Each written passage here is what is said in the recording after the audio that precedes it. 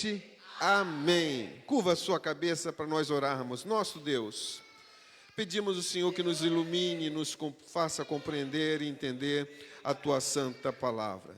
Que nessa noite saímos daqui edificados por ela, em nome de Jesus. Podem sentar, meus irmãos. Esse texto eu gostaria de meditar sobre um assunto que no próximo dia 31 agora comemora-se. Chama-se Reforma Protestante.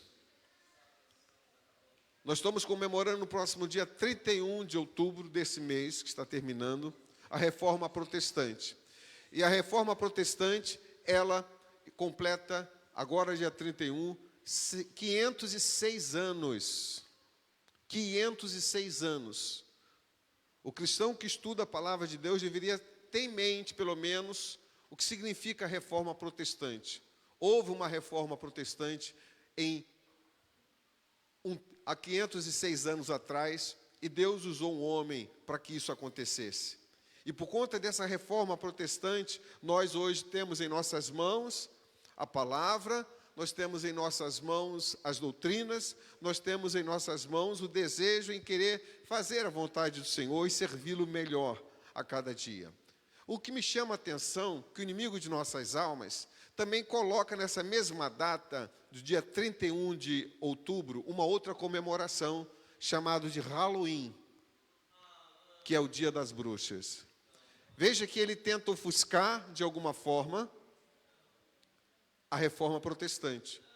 E muitos de nós, sem nos apercebermos, damos mais valor a essa comemoração negativa do que aquela que nós deveríamos ter em nossa mente, que como cristão nós deveríamos comemorar.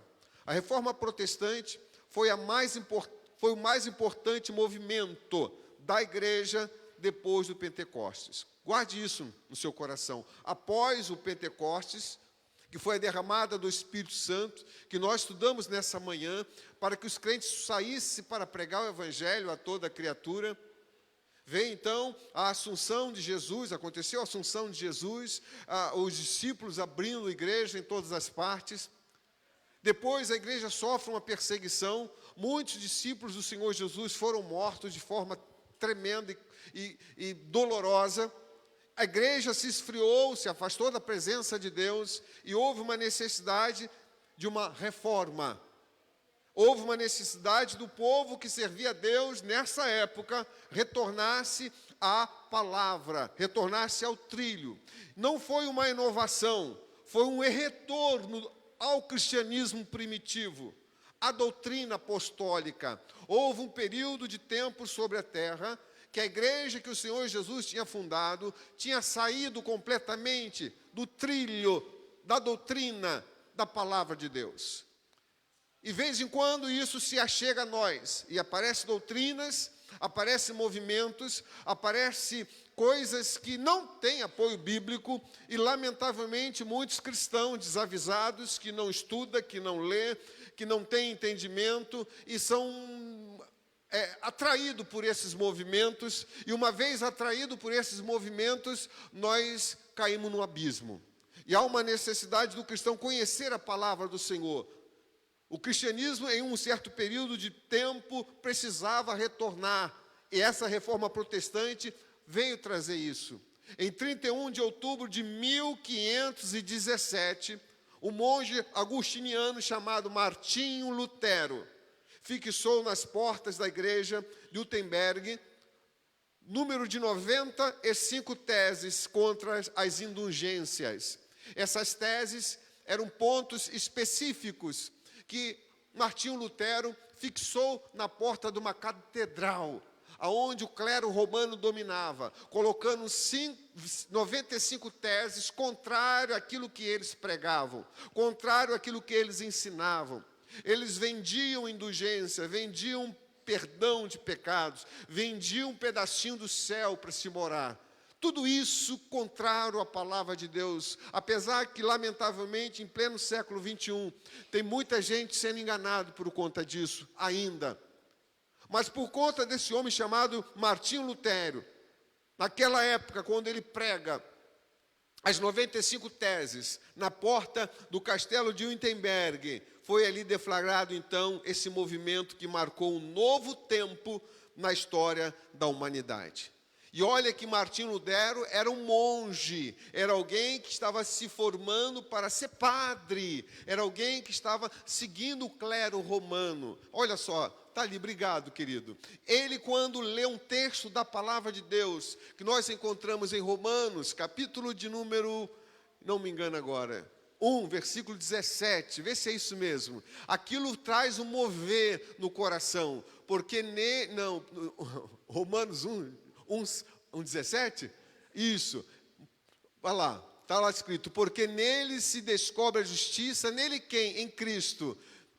Porque nele se descobre a justiça de Deus de fé em fé, como está escrito, mas o justo viverá pela fé. Esse texto, essa última frase, ou a parte C desse versículo, trouxe o mover da parte de Deus no coração desse homem chamado Martinho Lutero. Quando ele olha para o clero romano, quando ele olha para aqueles que estão acima dele, que eram os papas, eram os bispos, os talheres, cujas as facas, as colheres, os garfos, cujas bandejas, tudo de ouro, as torneiras, tudo de ouro, cuja vida nababesca que esses homens viviam, não batia com aquilo que estava escrito. E ele, que queria servir a Deus de forma correta, tomou um susto. Não é possível que nós que estamos aqui, estudando e lendo a palavra de Deus, somos esses tais justos, porque não estamos cumprindo com a palavra do Senhor. E esse camarada, então, traz uma certa revolta no seu coração, e Deus usa para que ele pudesse mostrar para a igreja da época que queria servir a Deus de forma fiel. E ele, então, inspirado por Deus, ele escreve 95 teses e prega lá na porta do castelo da igreja de Wittenberg. E começa então um problema para o clero romano, a igreja passa a ser perseguida, mas ali o Senhor levanta a igreja verdadeira. As pessoas começam a voltar para o trilho da palavra de Deus. E a reforma protestante, meus amados, na época deste homem, iniciada por este homem chamado Martinho Lutero, trouxe pelo menos 5 pilares de sustentação. 5 pilares, e eu quero citar todos eles aqui nessa noite, para que nós possamos entender que se nós sairmos ou titubearmos qualquer um desses pilares, nós erraremos o alvo.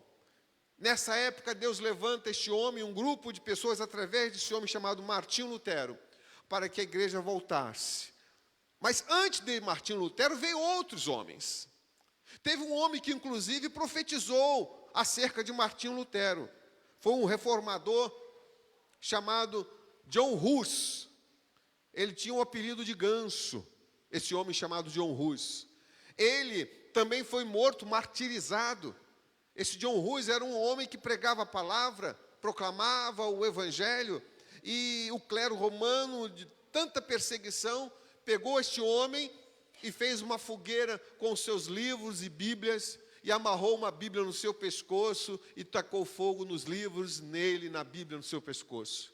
Mas antes de morrer queimado, vivo, ele disse: hoje vocês vão matar um ganso, que era o apelido dele, mas Deus vai levantar um cisne.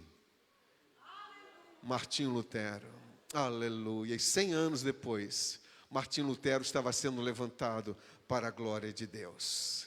E quando Martinho Lutero se revolta por ler o texto de Romanos 1,17 e escreve aquelas 95 teses e prega na porta do castelo de Wittenberg, homens outros que também queriam servir a Deus seguiram a mesma linha de pensamento, e eles então trouxeram para nós 5 solas: sola escritura, ou seja, somente a escritura; sola fide, somente a fé; sola gratia, somente a graça; e solus Christus, somente Cristo.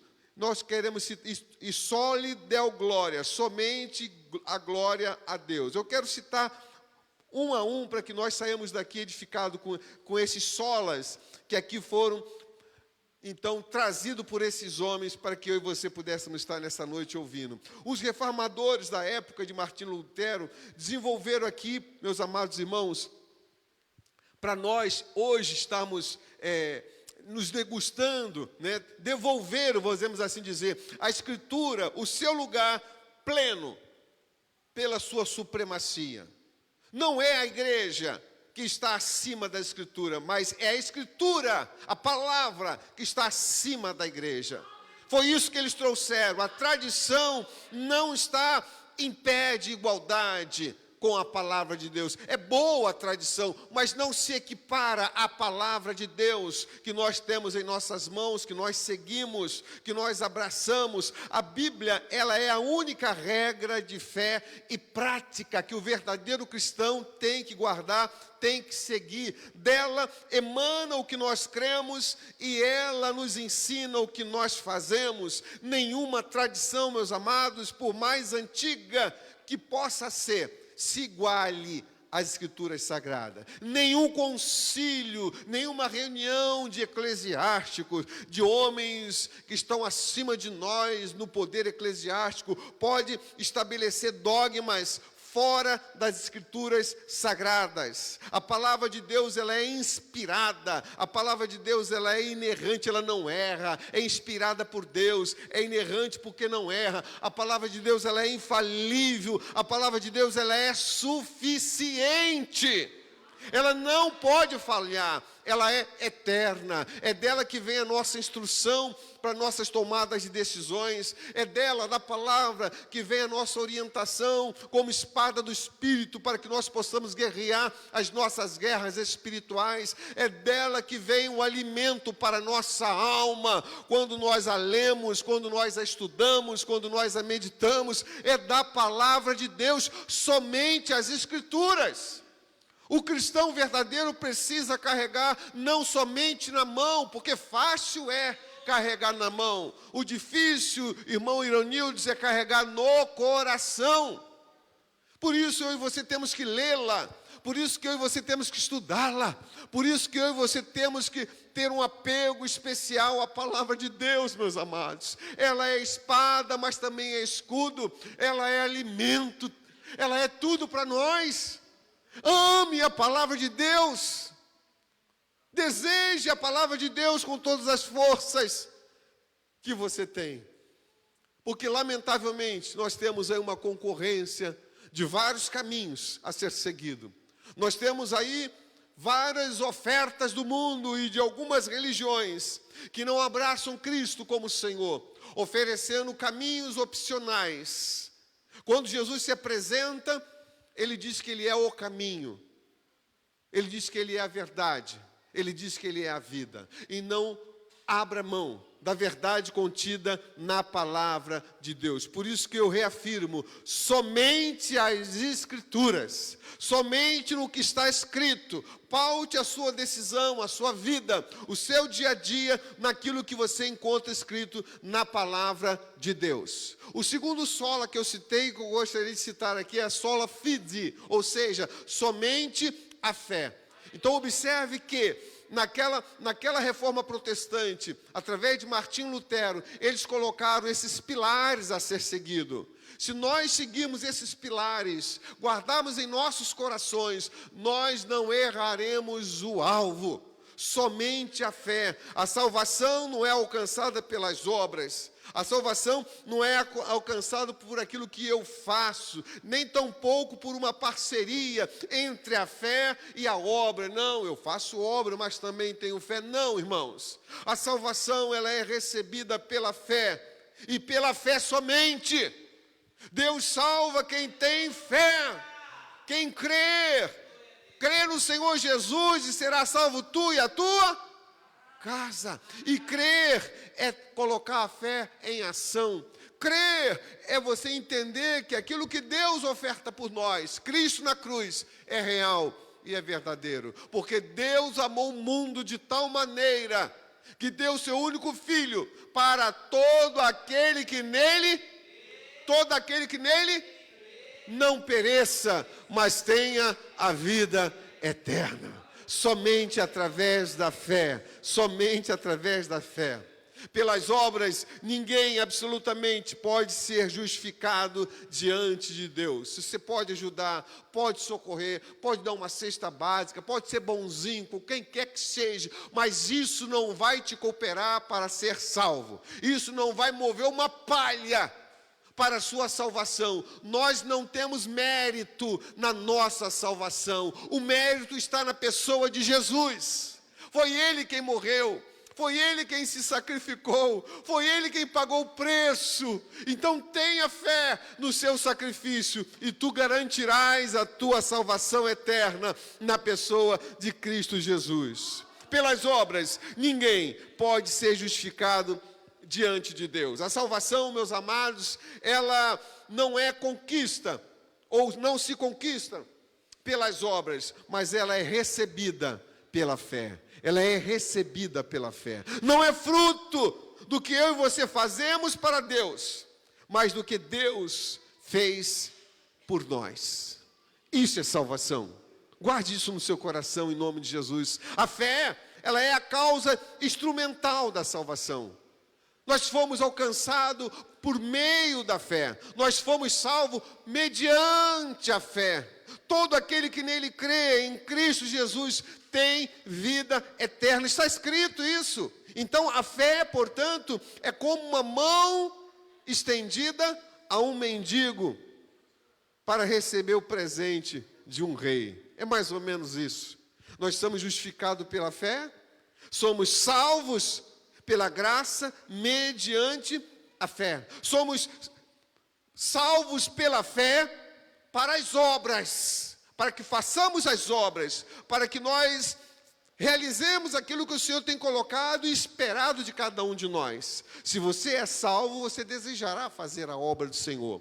Se você é salvo, você desejará entregar um folheto da palavra de Deus para outras pessoas. Se você é salvo verdadeiramente, você desejará testemunhar daquilo que o Senhor fez na sua vida. Se você de fato é salvo, você fará a obra que o Senhor espera que você faz. Então nós somos salvos pela fé para as obras. As obras, meus amados, não são a causa da nossa salvação.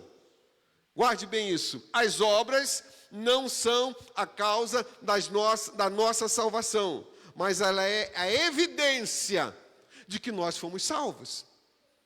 Se você tem preocupação em fazer com que o reino de Deus se expanda, se você tem preocupação de socorrer alguém que precisa, se você tem preocupação de socorrer quem quer que seja, ou fazer com que o reino do Senhor apareça para a glória de Deus, isso passa a ser evidência, obras de um salvo, obras de alguém que foi alcançado pela pregação do Evangelho. Terceiro sola que nós citamos, sola gratia, somente a graça. A salvação, como eu já disse e repito, é uma dádiva de Deus. E a expressão graça quer dizer favor imerecido. É algo que o ser humano precisa, é algo que o ser humano necessita, mas não tem direito. Não pode dar a si próprio. E Deus, mesmo nós sem merecermos, Deus, mesmo nós sem sermos justos, Ele nos concede a graça, favor imerecido. É um dom que vem da parte de Deus. Na realidade, nós merecíamos, na verdade, o juízo de Deus. E Deus nos oferece perdão. Na verdade, nós merecíamos a condenação de Deus. E Deus nos concede a salvação. Deus nos amou, meus amados, quando nós éramos fracos. Deus nos amou quando nós éramos ímpios. Deus nos amou quando nós éramos pecadores. Deus nos amou quando nós éramos inimigos dele. Quantas vezes eu estava lá no espiritismo, tocando atabaque, era Ogã, eu era Calofé, e Deus já me amava. Quantas vezes pessoas aqui estavam usando droga, fumando, bebendo, se drogando, Deus já te amava. Quantas vezes pessoas aqui estavam na prostituição e Deus já te amava. Deus já queria você nos seus braços. Deus já queria mudar a sua vida. Deus nos amou lá na escuridão das trevas. Deus nos amou de forma que nós não merecíamos. Por isso que graça é favor imerecido. Nós não merecíamos nada disso, meus amados. Nós não merecíamos, era a ira de Deus. Sabe, Ele amou na realidade os objetos da sua ira, que éramos nós. Ele inclinou para nós o seu coração quando nós não buscávamos, quando nós não queríamos absolutamente nada com Ele. Logo, a nossa salvação é uma obra exclusiva de Deus. Ele planejou, Ele realizou, Ele consumou a nossa salvação. Tudo provém dEle, por isso que nós lemos, porque dEle, por Ele, para Ele são todas, porque dEle, por Ele, para Ele são todas, aleluia.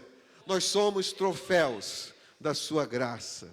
Anota aí, nós somos troféus da sua graça. Nossa redenção tornará a sua graça exaltada pelos séculos sem fim. Aleluia. Nós seremos exibidos na eternidade como aquilo que Deus alcançou pelo favor imerecido. Em quarto lugar, eu quero citar aqui o solos Cristo, somente Cristo.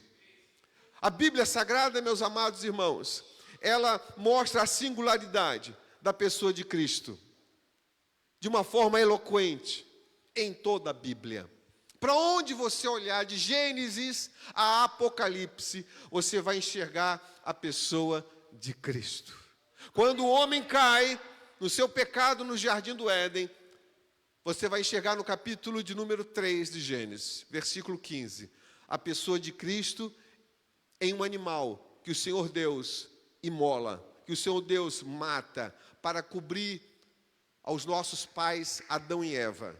A Bíblia diz que eles tentaram cobrir-se com folhas de figueira, cozendo essas folhas de figueira, quer dizer, se auto-justificando, vamos assim dizer, do mal e do pecado cometido, mas Deus, Ele mata um animal e os veste. Ali estava pré-figurado Cristo no livro do Gênesis. Porque quando Ele dá a salvação a nós, Ele nos dá vestimentas de salvação. E foi isso que o Senhor Deus fez com os nossos pais. Mas lá em Apocalipse, o último livro, Ele é o alfa, Ele é o ômega, Ele é o princípio e o fim. Oh, glorificado seja o nome do Senhor. Ele não é uma verdade entre outras verdades. Ele é a verdade. Ele não é um caminho entre muitos caminhos. Ele é o caminho. Ele não é um mediador no meio de uma multidão de mediadores ou intercessores. Ele é o único mediador entre Deus e os homens na terra. Ele não é um salvador entre outros salvadores. Ele é o único nome dado entre os homens pelo qual importa que sejamos salvos. Não há outra forma, um outro nome, um outro meio, um outro caminho que o homem pode alcançar a salvação. Chama-se Jesus. Jesus, fala comigo, Jesus, Jesus, Jesus. Porque dele, por ele são todas as coisas. Ele é a porta do céu. Ele é o novo e vivo caminho para Deus. Fora dele não há salvação. Ele, sendo Deus, fez-se carne, sendo rei da glória, fez-se servo, sendo santíssimo, fez-se pecado. Ele tomou, meus amados irmãos, o nosso lugar. Aquela cruz que ele carrega, na qual ele é crucificado, não era a cruz dele, era a nossa cruz. A morte que ele morreu não era a morte dele, era a nossa morte. Glorificado e exaltado seja o seu nome. Ele morre em nosso lugar, ele sofre em nosso lugar, ele tomou o nosso lugar, como nosso substituto, como nosso fiador. Ele vai e morre pelos nossos pecados, ressuscitou para nossa justificação, e só por meio dele é que nós podemos ser reconciliados com Deus. Ele é o único caminho que pode levar o homem a Deus. Só nele, em Cristo, eu e você temos a vida eterna. Então pode exaltá-lo, porque não há um outro caminho, uma outra forma de nós chegarmos até a presença de Deus, se não for através ou por intermédio de Cristo. Quinto e último ponto. Nós estamos falando sobre deu glória? Sendo Santíssimo fez pecado. Quinto lugar, só lhe deu glória. Somente a glória a Deus. Toda glória dada ao homem são glórias vazias. Lamentavelmente, o ser humano, ele quer estar no lugar de Deus. Ele quer receber os louros, a glória de Deus, o reconhecimento de Deus. Mas deixa eu te dizer, esse quinto item, somente a Deus pertence a glória. Toda glória dada ao homem, repito, é glória vazia. Toda glória dada ao homem é vanglória. Toda glória dada ao homem é idolatria. Toda glória dada ao homem é abominação aos olhos de Deus. Só o Senhor é Deus. Só o Senhor é Deus. Ele subsiste, queridos, em três pessoas na mesma essência, na mesma substância, o Pai, o Filho e o Espírito Santo. Quando você olha para o Pai, você olha para Deus. Quando você olha para o Filho, você olha para Deus. Quando você olha para o Espírito Santo, você olha para Deus. Ele é digno de ser adorado. É por isso que os anjos, quando Isaías viu o Senhor assentado no alto e sublime trono, e pensou que ia morrer, e foi perdoado ao toque da tenaz nos seus lábios, ele pôde contemplar que tinha anjos voando ao redor, e alguns deles falavam: Santo, Santo, Santo é o Senhor dos exércitos. Toda a glória encheu aquele lugar. Ele é santo porque Ele é Pai, Ele é santo porque Ele é Filho, Ele é santo porque Ele é o Espírito Santo. Ele é glorioso em si mesmo, mas criou-nos a cada um de nós e nos salvou para o louvor da sua glória. Ele não divide a sua glória com ninguém, queridos. Não divide. O fim principal do homem é glorificar a Deus para sempre, é exaltar a Deus para sempre, é reconhecer em Deus que somente Deus é quem pode, que somente Deus é quem é, que somente Deus é quem faz, que somente Deus é quem cura, que somente Deus é quem levanta, que somente Deus é quem abate, que somente Deus é quem ressuscita, que somente Deus é quem salva. Somente Deus, irmãos, somente Deus. Glorificado seja o seu nome, exaltado para sempre seja o seu nome. Não divide a sua glória com ninguém. Eu e você temos que carregar isso em nossos corações. Nenhum outro propósito, por mais elevado, pode dar significado à nossa vida, senão o de exaltar a Deus, senão o de glorificar a Deus. Você pode desejar ser um bom médico, pode desejar um bom advogado, pode desejar ser um bom engenheiro. Tudo que eu e você desejarmos ser e fazermos e conseguirmos chegar lá, tem que ser para a glória de Deus, para a exaltação de Deus, para bem dizer o nome de Deus. Glorificado seja o nome do Senhor. Por quê? Porque nós fomos criados por Ele, e a nossa alma, queridos, só encontrará descanso nele, somente nele, quando nós vivemos para o louvor da sua glória. Por isso que é bom eu e você entendermos que essa data da Reforma Protestante precisa ser lembrada. Tem sido ofuscado por conta de uma comemoração na mesma data que nós já citamos o nome, onde se traz à mente uma comemoração voltada para os mortos. Por favor, não abra mão desses 5 solas que você está vendo aqui. Somente a graça, somente a fé, somente Cristo, somente a Escritura. Não importa a colocação que eu coloquei aqui, somente a glória a Deus. Carregue isso até o fim da sua vida, e você terá uma eternidade que somente Deus pode dar e garantir a cada um de nós.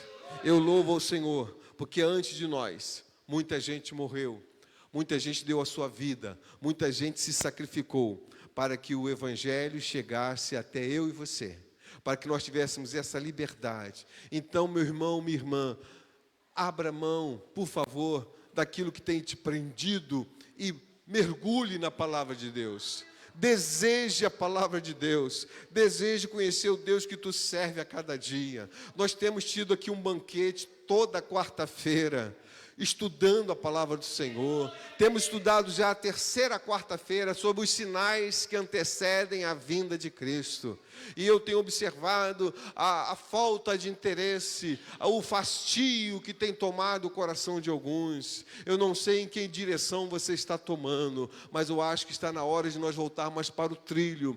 Foi o que fez a reforma protestante. Chamou a atenção daqueles que desejavam servir a Deus fielmente, voltar-se para a palavra, para a Escritura, para a fé, para a graça, para que alcançasse de Deus aquilo que Ele tem preparado para cada um de nós. Nós não cremos no ponto de vista de uma vez salvo e salvo para sempre, mas cremos também que nós não temos mérito algum na nossa salvação. Cremos também que nós temos que estar numa vida de santidade, andar reto aos olhos do Senhor, guardar a sua palavra no seu coração, para não pecar contra Deus. Cremos também que nós temos que fazer a nossa parte em crer, em fazer com que o nome do Senhor seja glorificado, através das nossas ações, nossas atitudes, das nossas vidas. Isso eu e você podemos fazer.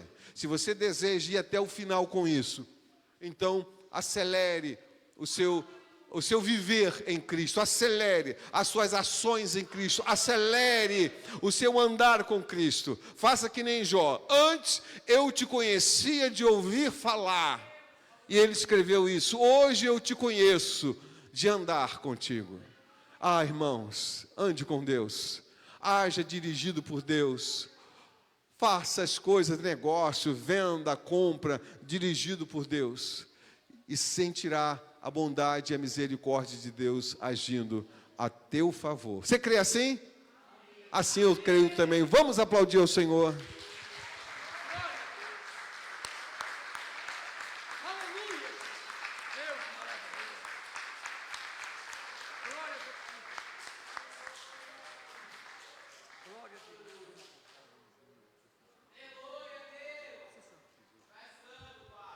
Louvamos a Deus por tudo, meus amados.